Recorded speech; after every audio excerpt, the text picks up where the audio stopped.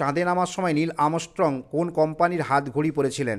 Omega কোম্পানির হাতঘড়ি পরেছিলেন। যদিও Neil Armstrong হাতঘড়ি চাঁদে নামার আগে খারাপ হয়ে যায়, তাই তিনি ঘড়ি খুলেই চাঁদে নামেন।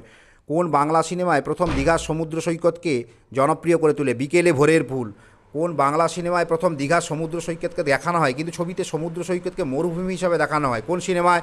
মরুতীর্থ হিংলাজ সিনেমায় প্রথম দীঘার সমুদ্র সৈকতকে দেখানো হয়?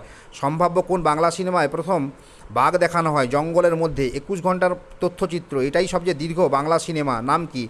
আমরা একটি সিনেমা বানাবো। পর্যটক মার্কো পোলো দেখলেন খনির ওপর থেকে মানুষ মাংসের টুকরোয় আঠা লাগিয়ে সেই মাংসটিকে খনির মধ্যে ফেলে দিচ্ছে, চিল খাওয়ার জন্য খনির মধ্য থেকে মুখে করে তুলে আনছে, আর তখনই মানুষ চিলের মুখ থেকে মাংস টুকরোটি কেড়ে নিচ্ছে, আর সেই মাংস টুকরোর গায়ে আঠায় লেগে থাকা হিরে, সেই হীরাটি মানুষগুলো নিয়ে নিচ্ছে। মার্কো পোলো কোন খনির হীরের সংগ্রহের এই ইউনিক পদ্ধতি দেখেছিলেন? গোলকোন্ডা, পশাঙ্গড়া বা